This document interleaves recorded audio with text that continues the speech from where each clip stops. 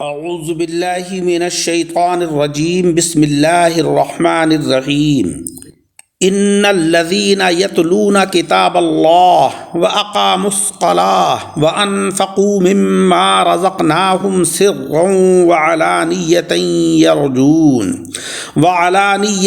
یرجون تجارۃ لن تبور۔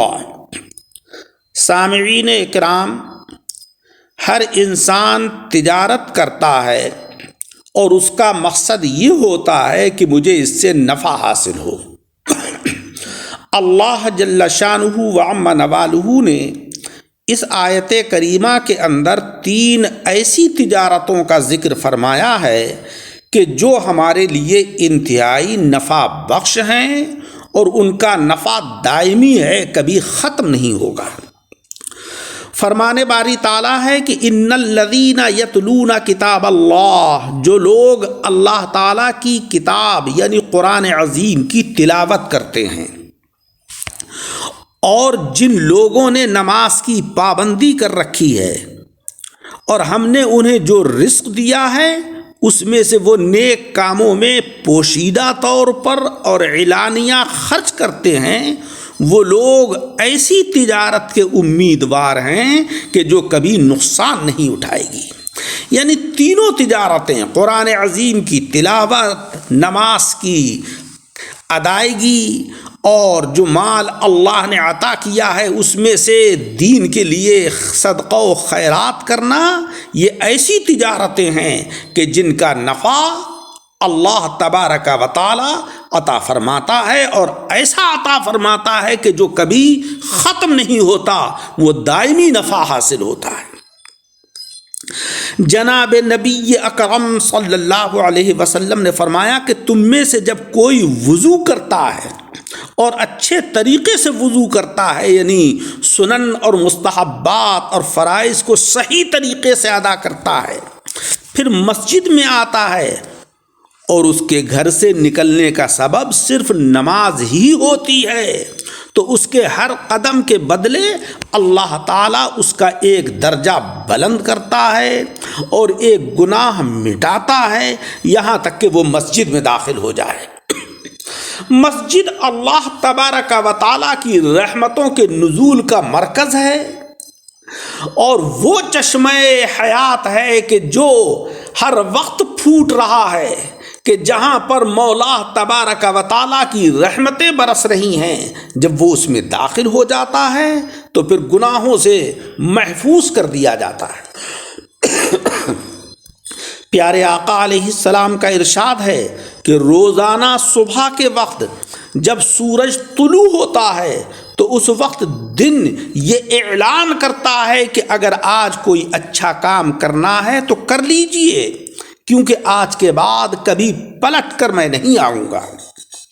حقیقتاً یہی ہو رہا ہے، ہماری زندگی کا جو دن کم ہو رہا ہے وہ کبھی واپس نہیں آئے گا۔ آقا علیہ السلام سے عرض کیا گیا کہ ہمارے لیے کس شخص کے پاس بیٹھنا بہتر ہے؟ آپ صلی اللہ علیہ وسلم نے فرمایا، اس شخص کے پاس بیٹھنا بہتر ہے کہ جس کے دیکھنے سے تمہیں اللہ تعالی یاد آئے، جس کی باتوں سے تمہارے عمل میں ترقی اور عروج حاصل ہو، اور جس کے عمل سے تمہیں آخرت یاد آئے، یعنی حضرات خاصان الہی۔ ہمیں یہ چاہیے کہ ہمیشہ اللہ سے ڈرتے رہیں۔ جہاں کہیں پانی بہہ رہا ہو وہاں سبزہ ہوتا ہے، سرسبز و شادابی ہوتی ہے، اور جہاں کہیں خوف الہی سے آنسو بہہ رہے ہوں، اللہ کے ڈر سے انسان گریہ و زاری کر رہا ہو، وہاں رب تبارک و تعالیٰ کی رحمتیں نازل ہوتی ہیں۔ مولا تبارک و تعالیٰ ایسے لوگوں پر رجوع برحمت ہوتا ہے۔ بعض احباب کہتے ہیں کہ ہم تو اللہ کو کثرت سے یاد کرتے ہیں، اس کے باوجود بھی مصائب و آلام میں گرفتار رہتے ہیں۔ تو پیارے عزیزوں، حق یہ ہے کہ اللہ اپنے بندوں پر ان کے ایمان کے مطابق آزمائش ڈالتا ہے۔ جس کا ایمان جتنا مضبوط ہوگا اس کی آزمائش اتنی ہی بڑی ہوگی۔ ہمیں یہ چاہیے کہ اللہ تبارک و تعالیٰ سے دعا کریں کہ اے مولا ہم سب کو ثابت قدم رکھے۔ تو قرآن عظیم کی اس آیت میں ہمیں 3 چیزوں کا حکم دیا گیا۔ قرآن عظیم کی تلاوت کا مطلب یہ نہیں ہے کہ صرف قرآن عظیم کی عبارت کو پڑھ لیا جائے۔ یوں تو قرآن عظیم کا دیکھنا، اس کا چھونا، اس کے حروف کو پڑھنا سب عبادت ہے، لیکن کما حقہ قرآن عظیم کی تلاوت سے ثواب جب حاصل ہوتا ہے کہ جب انسان اس کو سمجھ کر پڑھے۔